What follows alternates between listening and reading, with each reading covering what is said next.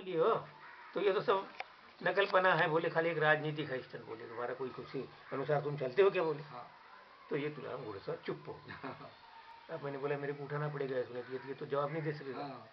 मैं बोला तुम ये बताओ, कबीर पंथी के अंदर जो 33 कोटि देवताओं का तो उसने ठिकाना ही कर दिया। सारे चारों तुम्हारे वर्णों गिरणों का सत्यानाश कर दिया। जितना भी तुम्हारा ढोंग धतुर था वो खत्म कर दिया। तुम कबीर पंथ के इंसान, तुम बोला आज करीब मैं देखता रहा मेरे सामने करीब 20 साल हो गए कि तुम कबीर के शिष्य बन गए हो, रघुनाथ दास साहब के शिष्य। तुम चलते हो क्या इतने लोगों से ईमानदारी के साथ? बताओ तुम कबीर पंथ के उद्देश्य चलते हो तुम? तो बोले नहीं जी, बोले आपका तरह बिल्कुल ठीक है, कोई नहीं चलता। बोले तो बोला तुम ये कल परसों से बहुत धर्म देने वाले पर क्या टीका कर रहे हो? फालतू का टीका कर रहे हो तुम। अरे तुम इतने दिनों से नहीं चल रहे हो, हिंदू धर्म में तुम्हारा उद्धार नहीं हो सका, अगर कबीर पंथ लियो तुम। मगर ये 20 साल से भी तुम भी कबीर पंथ के अनुसार चल रहे हो क्या? बताओ ईमानदारी के साथ में तुम। हो गए चुप। बोले हम नहीं बोले ज्ञानदास साहब ऐसा ऐसा बोल रहे थे उस टाइम के अंदर में तुम्हारे वाले तो है ना। बोले अरे हमारे वाले तुम्हारे वाले का सवाल नहीं। बोले ज्ञानदास साहब से मैं निपटूंगा। मालूम हो गया मेरे को ज्ञानदास साहब ने क्या बोले और क्या नहीं। तैयारी यहाँ से हुई, बहुत जोरदार तैयारी हुई। फिर मालूम पड़ गया आजू बाजू के एक भाई इनके साथ में दोनों से एक घनश्याम वासनिक से और ज्ञानदास साहब ही होने वाला है वाद विवाद करके। तो एक मीरकपुर तक के लोग आए थे जी, आए होंगे यहाँ कम से कम 100-150 आदमी थे। जब चर्चा चली है तो अब मैं क्या बताऊँ आपको, सब सारे कबीरपंथी कम से नंदोरे तक के कबीरपंथी आए होंगे। उधर के बहुत कबीरपंथी थे नंदोरा सब।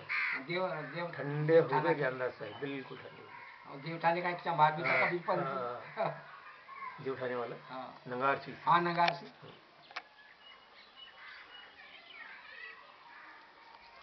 आप सब टेप कर रहे हैं? हाँ, आपकी बातों को मैं रिकॉर्ड कर रहा हूँ क्योंकि रिकॉर्ड की काबिल ही है।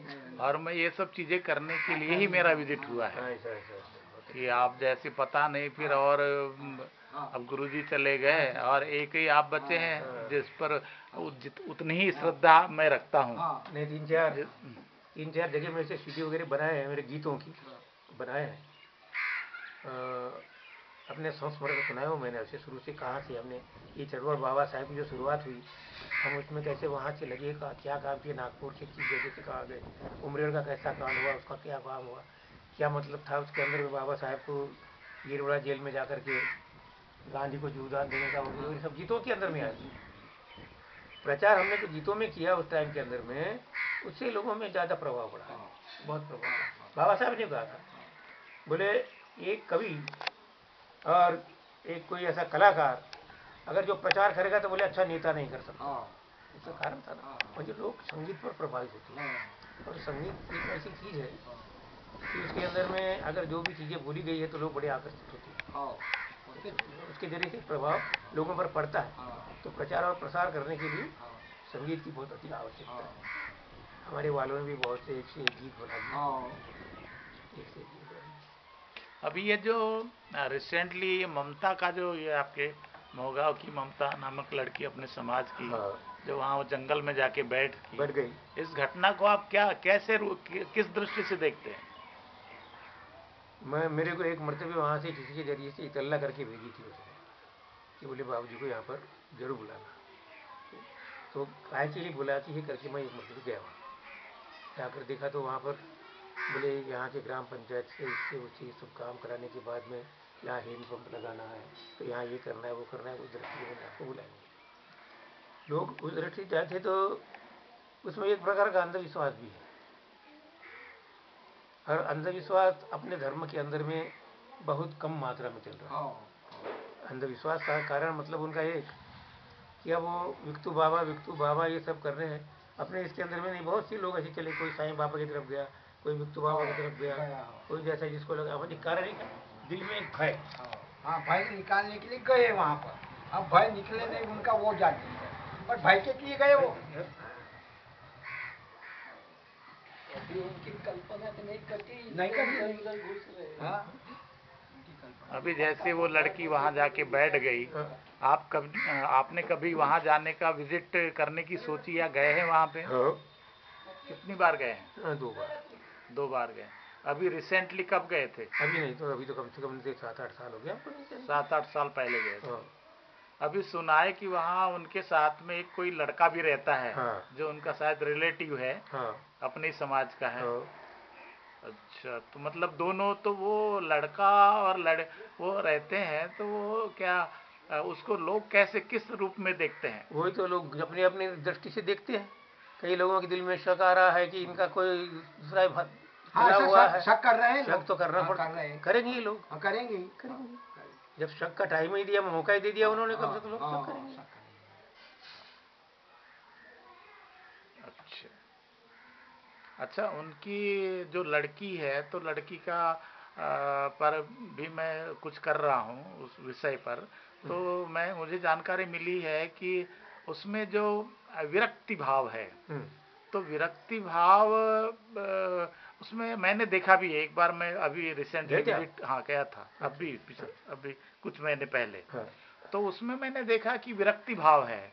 और अभी उनका जो अपना निजी भाई की मौत हुई थी, तो उसमें भी उसने आई, वो अपने घर आई, मगर उसका जो उस घटना के प्रति उसकी अपना जो रिस्पांस था, तो वो रिस्पांस भी ऐसा था कि जैसे बिल्कुल जो विरक्ति वाले जो साधु पुरुष है जो जैसा करते हैं, कुछ उस तरह का एक 34-35 साल की लड़की में अपन देखते हैं, तो बड़ा अजीब सा तो लगता है। तो आपको क्या महसूस हुआ कि वो विरक्त भाव तो पूरा है? नहीं, मैं तो नहीं, मगर ये देखने की वजह मैं कंक्लूड नहीं कर रहा हूँ ऐसा कुछ, मगर ऐसा कुछ भाव तो उसमें देख रहा हूँ। भाव दो प्रकार के होते हैं उसमें। एक दिखाने का ही भाव होता है लोगों के समक्ष। लोग जिस टाइम में जमा होते हैं, उस मौके के ऊपर में कोई क्या करते हैं कि हमारा ये स्वरूप जो है, जो लोग जिस दृष्टि से हमको देखने आते हैं, वो लोगों की नज़र में आ जाए, वो एक दिखाने के लिए भी उस प्रकार की बातें होती है। नहीं, पर एक 16-17 साल की लड़की 12वीं पास कर चुकी, उसके बाद एकाएक वो घर से निकलती है, और घर से निकल करके फिर वो ऐसे जगह जा करके बसती है। अच्छा, आप क्या सोचते हैं कि जो कोसुम्बा वगैरह में घटना है, उसका कुछ ऐसा प्रभाव उस पर था? ये भी नहीं मालूम मुझे। यहाँ से जिस टाइम में गई तो 12-1 बजे निकली बोलती है घर से। वो तो हमारे घर के सामने से गुजरी है। या ऐसा भी हो सकता है कि वित्तु बाबा की जो भक्त थी, जैसा बताते हैं उनके परिवार में, तो वित्तु बाबा भी शुरुआत में ऐसा ही कुछ हुआ उनके साथ में, या लोगों ने उनको वहां जाकर के वो कर दिया, कुछ मेंटल कुछ डिस्टर्ब थे, ऐसा कुछ था।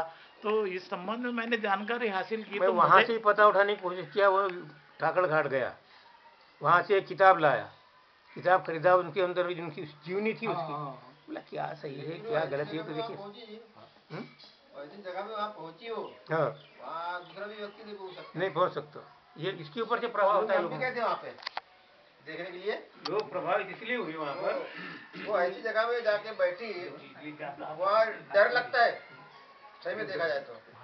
लेकिन उसमें ऐसा लगा मेरे को कुछ ना कुछ उसमें कोई ऐसी चीज होंगी जो जिस प्रकार से आप पहुंची हो लड़की। आप उतने दूर क्यों बैठे?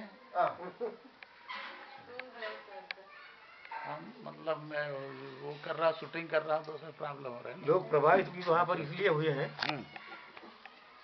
कि सही में अगर वहाँ देखा जाए कोई भी आदमी कितना भी ऐसा निडर रहे या कोई भी रहे, तो ऐसा जाकर के जंगल में बैठ नहीं सकता।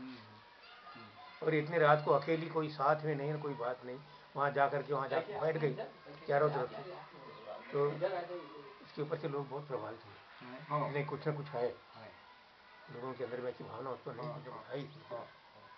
हाँ, मतलब जैसे लोग उसको लेते, मैं ये भी कोशिश किया जानने की, क्या कहीं वो मेंटली पागल तो नहीं है, तो ऐसा भी मुझे आभास नहीं हुआ, ऐसे भी रिपोर्ट नहीं मिली अभी तक के। पागल की रिपोर्ट नहीं है, पागल की रिपोर्ट नहीं है भाई, पागल ही आदमी ऐसा कुछ कर सकता है, तो वो पागल नहीं है।